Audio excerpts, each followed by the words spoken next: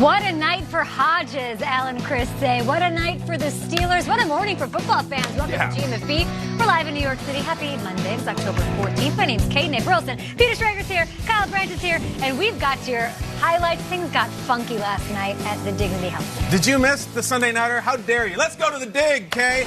We have the Chargers and we have the Steelers. And I'm going to give you a shot of Steelers rookie quarterback Devlin Hodges. Why is he wearing a duck shirt? Oh, well, because of this. Okay.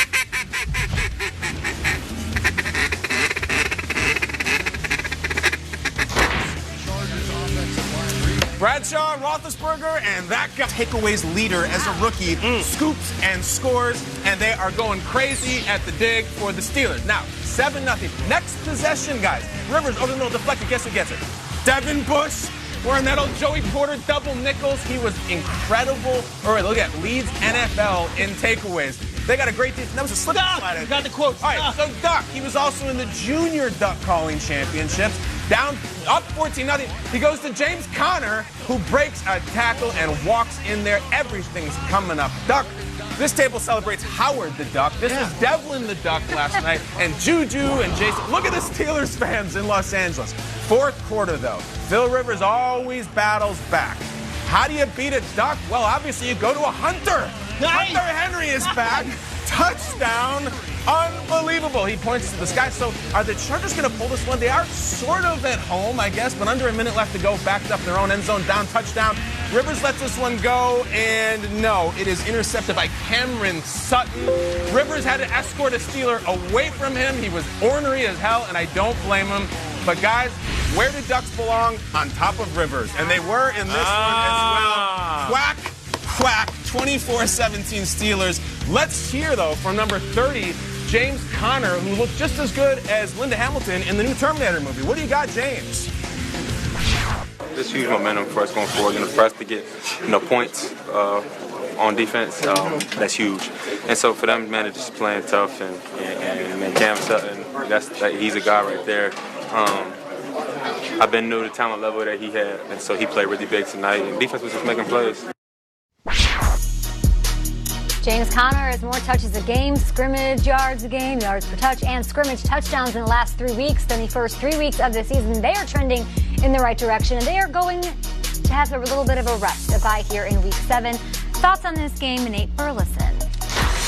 Devin Bush was fantastic. Yeah, he was. Man's a little undersized, but he's fast, he's strong, he's compact. Kind of reminds me of a young Bobby Wagner. The way that he was flying around that field, led the team with tackles with 7.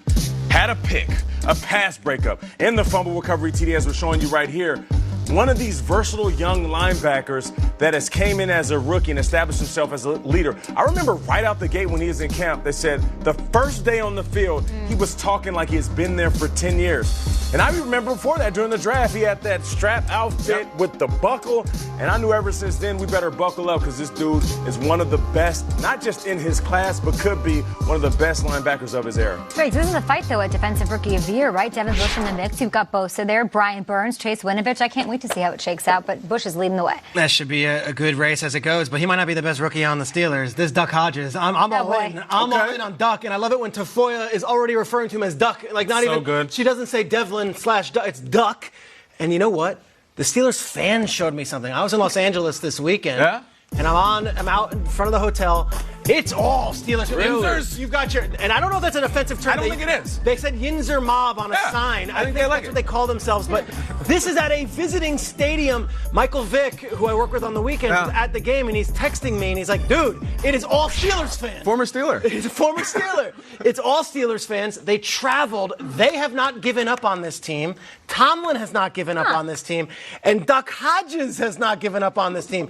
They just went into a team that went to the divisional round of the playoffs, went into their building, sold the whole thing out, made it all yellow, and just wiped the floor with a team that was a Super Bowl contender before the season started with their, fourth quarterback, Devlin Duck Hodges. Steelers have not given up. We might have given up and thought we're done with the Steelers. That's a good point. They have not. That whole fan base traveled, and Los Angeles may never be the same. How did this happen? Last year, I love that you bring this up. Last year, don't we all remember that Sunday Night Football game? Phillip Rivers going to Pittsburgh and beating their QB1, Ben Roethlisberger, in an impressive game. Now you lose at home, where you home-ish, where you are 1-3 now, to the third-string quarterback. this is BS. Like, I know they want to be all excited about your Ducks and your Minshews, and there's 35,000 mustaches floating around Jacksonville. I'm still with Phillip Rivers. I want to be. How do they dig themselves out of this hole? I don't know. The last time that they've done this, the last 5 times they've done this, they haven't made the playoffs. I know that they like their backs to their wall.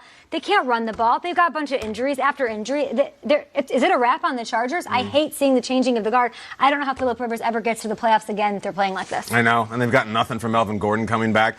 My takeaway watching that game is that we're in the 100th season of NFL football, and this is the strangest acid trip of a quarterback season I've ever seen. I mean it. We got these roundtables with Aikman and Favre and Montana and name it, and we're looking at Devlin Hodges, Gardner Minshew, Kyle Allen, Ryan Fitzpatrick, Ryan Tannehill, Teddy Bridgewater, and they're all pretty good. I kind of like it. Devlin last night was amazing. Steelers fans took it over. So good. That's trending on Twitter right now is a little Mike Hilton versus Phillip Rivers. Here's what happens. Of course, you got to think the Chargers are feeling some kind of way. They're being outplayed in their home. There's all the fans in the stadium that are waving the terrible towels. Mike Hilton goes over to the Chargers bench and starts waving. I stood on, yelled in your face that you guys got to hold that L.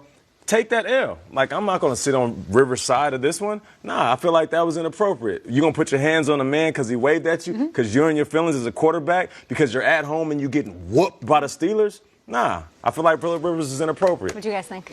You know, it was weird. Hilton's reaction was everything. He thought it was kind of goofy. He wasn't combative. He wasn't fighting him back. He's kind of like, he knows that maybe if it was a different quarterback, like he knows that Phil Rivers is like sort of a patriarch. So, all right, Dad, I'm sorry. He thought he was having fun, so I didn't get heated. They both kind of acted like that. Competitive game, that's what it is. I'm just here for the Duck Dynasty. You want more Duck Dynasty? Imagine if we started one. That's great. They played Duck Tales on NBC last night. The actual theme song. They did. Oh, Whack. Awesome. Whack. Let's go to Rams 49ers highlights, also out there on the West Coast. Busy day in LA, and neither one of the home teams, though, had a great outing. There's Todd Gurley out with the quad injury. Rams, of course, have lost 2 straight. A lot of injuries for both teams. Jared Goff here fakes the handoff to Malcolm Brown. Pitches it to Robert Woods, takes it in for a touchdown. Okay, all right, got it going. Shake the rust off. We're good, right? Here we go. Not so fast. Because in the second quarter, McVay dials it up here. 4th and goal at the 1. We're going to go for this 7-7. And this is what the story has been all season long. Niners defensive front is being too tough up front. Big stop, and there's Robert Saleh. That is it, the man right now. I think he was on camera more than Jared Goff. Not enough. Not enough. So. That's it. Here's Goff. He's looking to pitch the ball. It's a fumble. 49ers, we're rolling here. The rookie, Darrell Henderson, could not believe it. Back to the sidelines, pal. He ain't Todd Gurley yet. Ensuing 49ers position, 3rd and goal. Rams, nope, can't stop him. Garoppolo with the sneak. Whoa! Spikes Jimmy Haven't seen G. that before, Jimmy G's excited. All right, 4th quarter, Rams down 20-7. 3rd and 2 from the Niners 28. Here we go, Goff. Ay. Complete. Bart Simpson, ay caramba. All right, so 4th down. We're going to go for it. 4th and 2, and you go to Cooper Kupp when you have to, right? All over. Give me some Salah. Is there any more Salah? Can we get some Salah? More Salah. There it is.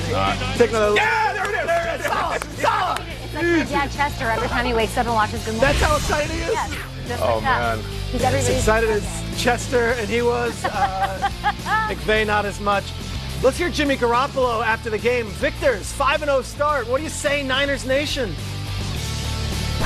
It's always good to be undefeated. You know, it's hard to win games in this league. So whenever you get the opportunity to go out there and win, I mean, we've been taking advantage of it. So it's just we got to keep this thing going. You know, it's a good start, like I said, but we got a long way to go. They improved to 5-0. People said, who have they played to this point? Well, they played the Rams. You can say the Rams have been on a little bit of a downturn, but they still beat the team that went to the Super Bowl last year and represented the entire NFC. How impressed were you guys by what this squad did? Yeah, and they dominated the Rams. They throttled them. In their building. And if I'm going to hurt the Chargers fans and say that it was all Steelers, that place was all red yesterday, too. The Niners fans just invaded the Coliseum. Faithful. It was a sea of red. And the man of the highlight and the man is defensive coordinator Robert Saleh. If you did not see this game, it was a defensive showcase, and Saleh was the story, celebrating every which way on the sidelines, and that is what he does. He has the intensity. If you're wondering who he is and where he came from, he was with Kyle Shanahan in Houston. He was with Pete Carroll in Seattle. He was under Gus Bradley in Jacksonville. And Saleh's story is amazing. About 10 years ago, he was an analyst at Comerica Bank in Detroit. and he was like, I love football. I want to get into this. Left a very high-paying job. Comerica Bank Stadium? What No, are you saying? Comerica, Oh, okay. the actual bank. What? Leaves to take a job as a quality control coach, makes no money, earns his way up the ladder, and now is in his third year as defensive coordinator, is getting head coaching talk. Those players love him. He is as intense off the field as he is on the field. Robert Saleh is the story this morning, and that defense deserves every bit of credit. Guess what? It's not pretty. They win games. That stand they made inside the 5 back-to-back weeks they've done that. It is such a heartbreaker for opposing offense. I know. It's a backbreaker. This team throttles people. And I make so many jokes about the aesthetics of this team and, Garoppolo and Shanahan and Lynch, but, they all look like a bunch of hot dads, but, they are all bad mothers. This team is real tough. And they're doing it on offense with Matt Breida and Tevin Coleman. Those are speed guys, but they go right up the it's the toughest team I've seen right now. It's awesome. Yeah, nasty tight end, by the way, too. George Oh, Kittle my had gosh, himself Kittle a day over yesterday. 100 Wait, yards. Kittle was very injured yesterday. It's underplayed how hurt he was. They didn't know if he was going to go. Still had 100 Yes. yards. That's how tough he is. I'll say this, # Bay Area bully ball. That's what these guys are. I don't need to say much more than that. Shout out to the 49ers, man. They're for real. Get back to the 49ers, but we have a lot of questions about the Rams now. Let's bring in Ian Rappaport, our NFL Network insider this morning. Now, they could have used their running back, their star, their 21-touchdown guy from last year, Todd Gurley, to help sort of jumpstart this offense in this matchup yesterday. What can you tell us about what's going on with Gurley as we look ahead to Week 7? No, obviously missed yesterday's game, which is why we saw a heavy dose of Malcolm Brown and Darrell Henderson, their young back who they drafted in the mid-rounds last year. But as far as Todd Gurley, my understanding is this is truly a week-to-week situation. In other words, not necessarily considered something that would keep him out. They're going to address this is a thigh injury, something that popped up late last week from the Thursday night game, kind of carried over. They thought he was going to be okay. By midweek this past week, it was not. Obviously, Todd Gurley did not practice. Also, by the way, got evacuated from his home because of wildfires, which doesn't help with anything. But the main thing here, Kay, is he is not ruled out for this week. He does have a chance to go. Not considered something long term. But the real issue is the thigh injury is on the same leg as his knee, which is why there's just not a lot of stability there. Maybe made it tough to go. Hopefully he can rest up. They do have the 1-5 Falcons up next and the Bengals, but Sean McVay is going to have to figure something out. He's dealing with the first 3-game losing streak of his NFL coaching career. Thank you so much, Rap Sheet. We'll talk to you in a bit. Another running back has the heart of one of the people here at the He's got. His name's Nick Chubb. That's right. It's best player on the Browns. Not good enough. I was talking about you. I know. You love him. I love Nick Chubb. He's fantastic. Brent Oliver, the Seahawks. We'll talk Russell Wilson as well, Mr. MVP. And Mr. MVP from last year, Mahomes, went up against Watson. This did not disappoint. I could watch this again. You're right. It could happen again. Is this a showdown of MVPs, or do we have to stick a running back in?